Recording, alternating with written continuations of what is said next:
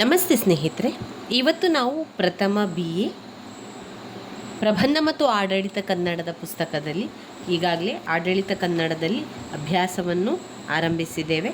ಆಡಳಿತ ಕನ್ನಡದಲ್ಲಿ ಮುಖ್ಯವಾಗಿ ಮೊದಲನೆಯ ಪ್ರಶ್ನೆ, ಓದಲೇಬೇಕಾಗಿರುವಂತಹ ಪ್ರಶ್ನೆ, ಆಡಳಿತ ಭಾಷೆಯಾಗಿ ಕನ್ನಡ ಬೆಳೆದು ಬಂದ ದಾರಿಯ ಬಗ್ಗೆ ಕೇಳ್ತಾರೆ. 10 ಅಂಕಕ್ಕೆ ಹಲವು ಬಾರಿ ಕೇಳಿರುವಂತಹ ಪ್ರಶ್ನೆ. ಮುಖ್ಯವಾಗಿ ಇದರಲ್ಲಿ ಆಡಳಿತ ಭಾಷೆಯಾಗಿ ಕನ್ನಡ ಬೆಳೆದು ಬಂದ ದಾರಿ ಅಂತ ಬಂದಾಗ ಮೊದಲನೆಯದಾಗಿ ವಿವಿಧ ರಾಜಮನೆತನದವರ ಆಳ್ವಿಕೆಯಲ್ಲಿ ಕನ್ನಡ, ಅದಾದ ಮೇಲೆ ಬ್ರಿಟಿಷರ ಆಡಳಿತದಲ್ಲಿ ಕನ್ನಡ, ಮೂರನೆಯದಾಗಿ ಪ್ರಜಾಪ್ರಭುತ್ವದಲ್ಲಿ ಕನ್ನಡ. ಈ 3 ವಿಚಾರಗಳು ಬರುವಂಥದ್ದನ್ನು ಕಾಣ್ಬೋದು.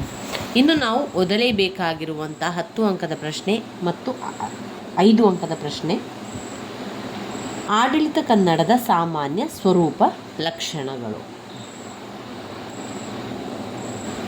2000 ವರ್ಷಗಳಲ್ಲಿ ಬಳಸ್ತಾ ಇರುವಂತಹ ಈ ಒಂದು ಪದ ಕನ್ನಡ ತನ್ನ ಪದ ಸಂಪತ್ತಿನಿಂದಾಗಿ ವಿವಿಧ ಬೇರೆ ಬೇರೆ ಕ್ಷೇತ್ರಗಳಲ್ಲಿ ಬಳಸುವವರ ಅಗತ್ಯಕ್ಕೆ ಅನುಗುಣವಾಗಿ ತನ್ನ ಸ್ವರೂಪವನ್ನು ಕೂಡ ಅದು ಆವಿಷ್ಕಾರ ಮಾಡಿಕೊಳ್ಳುತ್ತಾ ಬಂದಿದೆ.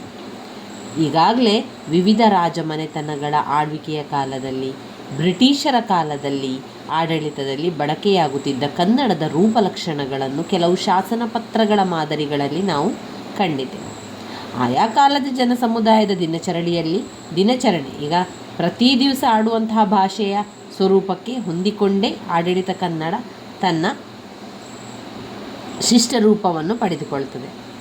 ಭಾಷೆಯ ಪ್ರೌಢಿಮೆ, ಬೆಡಗು, ಭಿನ್ನಾಣಗಳಿಗಿಂತ ಸುಲಭ ಸಂವಹನವೇ ಅದರ ಪ್ರಧಾನ ಗುರಿಯಾಗಿರುತ್ತಿತ್ತು. ರಾಜಕೀಯ, ಭೌಗೋಳಿಕ ಸಂಪರ್ಕ ಸಂಬಂಧಗಳ ಕಾರಣವಾಗಿ ಅನ್ಯ ಭಾಷೆಗಳ ಪದಗಳು ಕನ್ನಡಕ್ಕೆ ಸೇರ್ಪಡೆಯಾಗುತ್ತಿದ್ದುದು ಸಹಜವೇ ಆಗಿತ್ತು. ಕನ್ನಡ ತನ್ನ ಜಾಯಮಾನಕ್ಕೆ ಹೊಂದುವ ಅನ್ಯ ದೇಶೀಯ ಪದಗಳನ್ನು ಸ್ವೀಕರಿಸಲು ಎಂದೂ ಕೂಡ ಸಂಕೋಚವೇ ತೋರಿಸಿದ್ದಿಲ್ಲ. ಭಾಷಾ ಬೆಳವಣಿಗೆಯ ಈ ಸಹಜ ಪ್ರಕ್ರಿಯೆಗೆ ಒಳಗಾಗಿ ಆಡಳಿತ ಕನ್ನಡವು ವಿಶಿಷ್ಟ ಲಕ್ಷಣವನ್ನೇ ಹೊಂದಿದೆ. ಅದರಲ್ಲಿ ಬಳಕೆಯಾಗುವ ಪರಿಭಾಷೆಗಳು ಆಡಳಿತ ಕನ್ನಡದ ಸ್ವರೂಪವನ್ನು ನಿಷ್ಕರ್ಷಿಸಿ ತೋರಿಸುತ್ತದೆ. ಈಗ ನಾವು ಆಡಳಿತ ಕನ್ನಡದ ಸ್ವರೂಪ ಲಕ್ಷಣಗಳನ್ನು ಮತ್ತು ಪಾರಿಭಾಷಿಕತೆಯನ್ನು ಅದರ ಬಗ್ಗೆ ಸ್ವಲ್ಪ ತಿಳ್ಕೊಳ್ಬೇಕು. ಮೊದಲನೇದಾಗಿ ಆಡಳಿತ ಕನ್ನಡದ ಸಾಮಾನ್ಯ ಸ್ವರೂಪ ಮತ್ತು ಲಕ್ಷಣಗಳು. ಅದರಲ್ಲಿ ಬರುವಂತಹ ಪಾಯಿಂಟ್ಸ್ಗಳು: ಏಕರೂಪತೆ, ಸ್ಪಷ್ಟತೆ, ಖಚಿತತೆ, ಸರಳತೆ, ಸಂಕ್ಷಿಪ್ತತೆ, ಸಮಗ್ರತೆ, ಸೌಜನ್ಯತೆ, ಭಾಷಾಶುದ್ಧಿ. ಇವಿಷ್ಟು 8 ಪಾಯಿಂಟ್ಸ್ಗಳು ಆಡಳಿತ ಕನ್ನಡದ ಸಾಮಾನ್ಯ ಸ್ವರೂಪ ಲಕ್ಷಣಗಳಾಗಿದೆ. ಆಡಳಿತ ಕನ್ನಡದ ಸ್ವರೂಪ ಲಕ್ಷಣಗಳು: ಮೊದಲನೇದಾಗಿ ಏಕರೂಪತೆ. ಸರಕಾರ ತನ್ನ ಅಧಿಕೃತ ವ್ಯವಹಾರದಲ್ಲಿ ಸಚಿವಾಲಯ, ವಿವಿಧ ಇಲಾಖೆಗಳು, ಅದರ ಅಧಿಕಾರಿಗಳು, ಸಿಬ್ಬಂದಿ ವರ್ಗ, ಸಾರ್ವಜನಿಕರೊಂದಿಗೆ ಬರಹದ ಮೂಲಕ ವ್ಯವಹರಿಸುವಾಗ ಸರ್ವಜನ ಸುಲಭವಾದ ಕನ್ನಡವನ್ನೇ ಉಪಯೋಗಿಸಬೇಕು. ವಿಶಾಲ ಕರ್ನಾಟಕದಲ್ಲಿ ಚಾರಿತ್ರಿಕ ಕಾರಣಗಳಿಂದ ಭಾಷೆಯ ಬಳಕೆಯಲ್ಲಿ ಪ್ರಾದೇಶಿಕ ಭೇದಗಳು ಏರ್ಪಟ್ಟಿರುವುದನ್ನು ಕೂಡ ಗಮನಿಸಬಹುದು. ಮೈಸೂರು ಕನ್ನಡ, ಧಾರವಾಡ ಕನ್ನಡ, ಮಂಗಳೂರು ಕನ್ನಡಗಳಂತಹ ಸ್ಥೂಲ ಪ್ರಾದೇಶಿಕ ಪ್ರಭೇದಗಳು ದಿನಬಳಕೆಯ ಕನ್ನಡದಲ್ಲಿ ಢಾಳಾಗಿ ಗೋಚರಿಸುತ್ತದೆ. ಸಾಹಿತ್ಯ ಕೃತಿಗಳಲ್ಲಿ ದೈನಂದಿನ ಸ್ಥಳೀಯ ವ್ಯವಹಾರ ವಹಿವಾಟಿರುವಂಥದ್ದು, ವ್ಯವಹಾರದಲ್ಲಿ ಅಲ್ಲಲ್ಲಿ ವಿಲಕ್ಷಣತೆ ಇರುವಂಥದ್ದು. ಹೀಗಿದ್ದು ಪತ್ರಿಕಾ ಮಾಧ್ಯಮದಲ್ಲಿ, ಆಕಾಶವಾಣಿ, ದೂರದರ್ಶನಗಳಲ್ಲಿ ರಾಜ್ಯದ ಯಾವ ಭಾಗ ಜನರಿಗಾದರೂ ಅರ್ಥವಾಗಬಹುದಾದ ಒಂದು ವಿಶಿಷ್ಟ ರೂಪದ ಕನ್ನಡವನ್ನು ಬಳಸುತ್ತಿರುವುದನ್ನು ನಾವು ಗಮನಿಸಬಹುದು. ಆಡಳಿತದಲ್ಲಿ ಕೂಡ ರಾಜ್ಯದ ಎಲ್ಲ ಪ್ರದೇಶದ ಜನರಿಗೂ ಏಕಪ್ರಕಾರ ಸುಲಭಗ್ರಾಹ್ಯವಾಗುವ ಕನ್ನಡದ ಒಂದು ಶಿಷ್ಟ ರೂಪ ಬಳಕೆಯಲ್ಲಿದೆ. ಈ ಏಕರೂಪತೆ ಆಡಳಿತ ಕನ್ನಡದ ಪ್ರಧಾನ ಲಕ್ಷಣವಾಗಿರಬೇಕು. ಏಕರೂಪತೆಯಿಂದ ಹೊಂದಿರಬೇಕು. ಅದು ಬೇರೆ ಬೇರೆ ಅದರ ಇದು ಇಲ್ಲ. ಅಲ್ಲಿ ಎಲ್ಲ ರೀತಿಯ ಸಚಿವಾಲಯ, ವಿವಿಧ ಇಲಾಖೆಗಳು, ಅಧಿಕಾರಿಗಳು, ಸಿಬ್ಬಂದಿ ವರ್ಗ, ಸಾರ್ವಜನಿಕರೊಂದಿಗೆ ಅದು ವ್ಯವಹಾರ ಮಾಡ್ತಾ ಇದೆ ಅಂತ ಆದರೆ ಎಲ್ಲ ಕೂಡ ಸರ್ವ ಸಮಾನತೆಯಿಂದ ಕೂಡಿರಬೇಕು ಎಂದು ಹೇಳುವಂಥದ್ದು. ಎರಡನೇದಾಗಿ ಸ್ಪಷ್ಟತೆ. ನಾವು ಬಳಸುವಂತಹ ಭಾಷೆ ಸ್ಪಷ್ಟವಾಗಿರಬೇಕು. ರಚಿಸುವ ವಾಕ್ಯ, ಕೊಡುವ ವಿಚಾರ ಎಲ್ಲರಿಗೂ ಕೂಡ ಅರ್ಥವಾಗುವಂತಿರಬೇಕು. ಪ್ರತಿಯೊಬ್ಬರಿಗೂ ಕೂಡ ಅರ್ಥವಾಗುವಂತೆ ಇರಬೇಕು. ದ್ವಂದ್ವ ಅರ್ಥ ಇರುವ ಪದಗಳನ್ನಾಗಲಿ ವ್ಯಂಗ್ಯಾರ್ಥದ ವಾಕ್ಯಗಳಲ್ಲಾಗಲಿ ಬಳಸದಿದ್ದರೆ ಮಾತು ಸ್ಪಷ್ಟವಾದ ಅರ್ಥವನ್ನು ಮಾತ್ರ ಸೂಚಿಸುತ್ತದೆ. ಖಚಿತತೆ ಅಂದರೆ ಏನು? ನಾವು ಬಳಸುವಂತಹ ಆಡಳಿತ ಕನ್ನಡವು ಸಂದಿಗ್ಧತೆ, ಸಂಶಯಕ್ಕೆ ಎಡೆ ಕೊಡುವ ಪದ ಪ್ರಯೋಗಗಳು ಖಚಿತತೆಗೆ ಭಂಗ ತರಬಹುದು. ಆಡಳಿತದಲ್ಲಿ ಬರೆಯುವ, ತಿಳಿಸುವ ಯಾವ ವಿಷಯವೇ ಆಗಲಿ ನಿರ್ದಿಷ್ಟವಾಗಿ ಒಂದು ಖಚಿತವಾದ ಅರ್ಥವನ್ನಷ್ಟೇ ಉದ್ದೇಶಿಸಿರುತ್ತದೆ. ಅದನ್ನು ಮರೆಮಾಡುವ ಯಾವುದೇ ಪದ, ವಾಕ್ಯ ಬಳಕೆಯಾಗಬಾರದು. ಅಂತೆಯೇ ಖಚಿತತೆಗಾಗಿ ಅಗತ್ಯವಾದ ಪದ, ವಾಕ್ಯ ರಚನೆ ಇರಬೇಕು. ಖಚಿತತೆ, ಸ್ಪಷ್ಟತೆ ಒಂದಕ್ಕೊಂದು ಪೂರಕವಾಗಿ ವರ್ತಿಸುತ್ತದೆ. ಖಚಿತತೆ ಮತ್ತು ಸ್ಪಷ್ಟತೆ ಎನ್ನುವಂಥದ್ದು ಒಂದಕ್ಕೊಂದು ಪೂರಕವಾಗಿ ಅದು ವರ್ತಿಸುವಂಥದ್ದನ್ನು ಕಾಣ್ಬೋದು. ಇನ್ನು ನಾವು ನೋಡುವುದಾದರೆ ಸರಳತೆಯನ್ನು ಹೊಂದಿರಬೇಕು, ಸರಳವಾಗಿರಬೇಕು. ಯಾವುದೇ ಒಂದು ವಿಚಾರವನ್ನು ನಾವು ಓದ್ತಾ ಇದ್ದೇವೆ ಅಂತ ಹೇಳಿದರೆ ನಮಗೆ ಅದು ಅರ್ಥ ಆಗಬೇಕು, ಅದು ನಮಗೆ ಸ್ಪಷ್ಟತೆಯನ್ನು ಕೊಡಬೇಕು, ಅದು ನಮ್ಮ ಖಚಿತತೆಗೆ ತರುವಂಥ ಮಾರ್ಗ ಆಗಬೇಕು. ಅದರ ಜೊತೆಗೆ ಗ್ರಹಿಕೆಗೆ ತೊಂದರೆಯಾಗುವಂಥ ಭಾಷಾ ಪ್ರೌಢಿಮೆಗೆ ಇಲ್ಲಿ ಅವಕಾಶ ಇಲ್ಲ. ಹಾಗೆಂತ ಹೇಳಿ ಇದು ನೀರಸವಾದ ಭಾಷಾ ಪ್ರಯೋಗವಲ್ಲ. ಇನ್ನು ಸಂಕ್ಷಿಪ್ತತೆ, ಇನ್ನು 5ನೇದು ಪಾಯಿಂಟ್ ಸಂಕ್ಷಿಪ್ತತೆ. ವಿವರವಾಗಿಯೂ ಕೇಳಬಹುದಾದ್ದನ್ನು ಯಾವ ಅಂಶವನ್ನು ಬಿಡದೆ ಸಂಗ್ರಹಿಸಿ ಹೇಳುವುದನ್ನೇ ಇಲ್ಲಿ ಸಂಕ್ಷಿಪ್ತತೆ ಅಂತ ಕರೆಯುವಂಥದ್ದು. ಸಂಕ್ಷಿಪ್ತತೆ ಅಂತ ಹೇಗೆ ಬಂತು ಅಂದರೆ ವಿವರವಾಗಿ ಹೇಳಬಹುದಾದ್ದನ್ನು ಯಾವ ಅಂಶವನ್ನು ಬಿಡದೆ ಸಂಗ್ರಹಿಸಿ ಹೇಳುವುದಾದರೆ ಅದನ್ನು ಸಂಕ್ಷಿಪ್ತತೆ ಅಂತ ಕರೆಯುವಂಥದ್ದು. ಸಮಗ್ರತೆ, ಸಂಕ್ಷಿಪ್ತತೆ ಒಂದು ಮುಖ್ಯ ಲಕ್ಷಣವಾದರೂ ಕೂಡ ಅದು ಸಮಗ್ರತೆಯನ್ನು ಮೊಟಕು ಮಾಡುವಂತಿರಬೇಕು.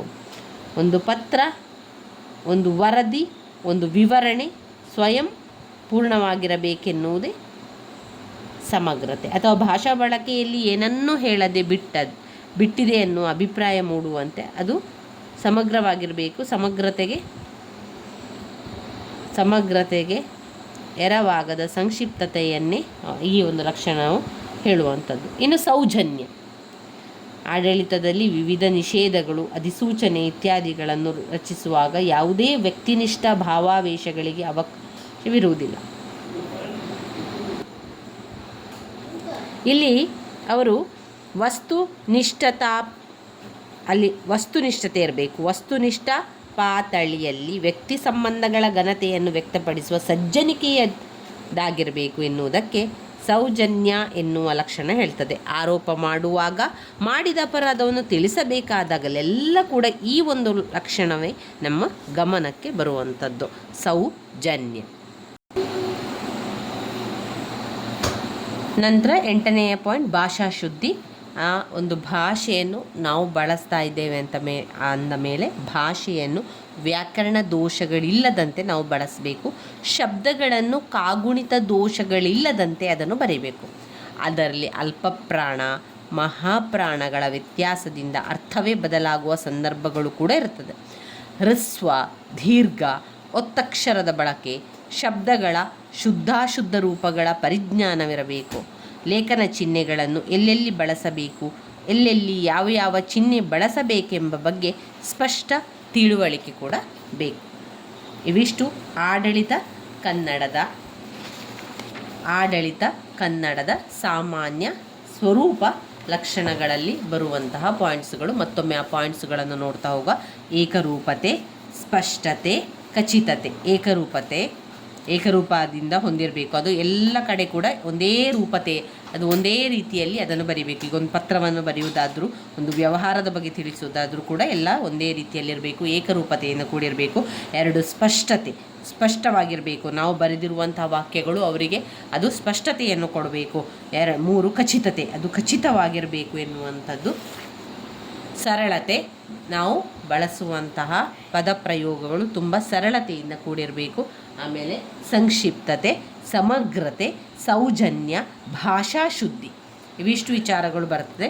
ಇನ್ನು ಆಡಳಿತ ಕನ್ನಡದ ಪಾರಿಭಾಷಿಕತೆ ಎನ್ನುವಂಥದ್ದು ಅದು ವೈದ್ಯಕೀಯ ಪಾರಿಭಾಷೆ ಆಗಿರ್ಬೋದು, ತಂತ್ರಜ್ಞಾನದ ಪಾರಿಭಾಷೆ, ಕಾನೂನಿನ ಪರಿಭಾಷೆ, ವಿಮರ್ಶೆಯ ಪರಿಭಾಷೆ, ಸಂಗೀತ ಪರಿಭಾಷೆ ಮೊದಲಾದವು ಇರುವಂತೆ ಆಡಳಿತ ಪರಿಭಾಷೆ ಕೂಡ ಇರ್ತದೆ. ಪ್ರಾಚೀನ ಕಾಲದಿಂದಲೂ ಕನ್ನಡದಲ್ಲಿ ಆಡಳಿತ ಸಂಬಂಧಿಯಾದ ಪಾರಿಭಾಷೆಗಳು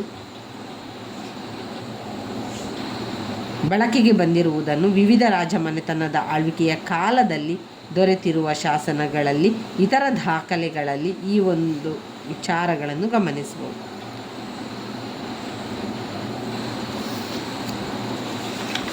ಇನ್ನು ನಾವು ಓದಬೇಕಾಗಿರುವಂಥದ್ದು ಪತ್ರ ವ್ಯವಹಾರದ ಬಗ್ಗೆ ಓದ್ಕೊಳ್ಬೇಕು ಮುಂದಿನ ವಿಡಿಯೋದಲ್ಲಿ. ನಂತರ ಬರುವಂತಹ ಪತ್ರ ವ್ಯವಹಾರದಲ್ಲಿ ಸುತ್ತೋಲೆ, ಜ್ಞಾಪನ ಪತ್ರ, ಅರೆ ಸರ್ಕಾರಿ ಪತ್ರ ಅದನ್ನೆಲ್ಲವನ್ನು ಕೂಡ ನಾವು ಮುಂದಿನ ವಿಡಿಯೋದಲ್ಲಿ ತಿಳ್ಕೊಳ್ಳುವ ಸ್ನೇಹಿತರೆ. ನನ್ನ ವಿಡಿಯೋಸ್ ಎಲ್ಲ ನಿಮಗೆ ಇಷ್ಟ ಆಗ್ತಾ ಇದ್ದರೆ ಲೈಕ್ ಕೊಡಿ, ಶೇರ್ ಮಾಡಿ, ಸಬ್ಸ್ಕ್ರೈಬ್ ಮಾಡಲಿಕ್ಕೆ ಮರಿಬೇಡಿ. ಧನ್ಯವಾದಗಳು.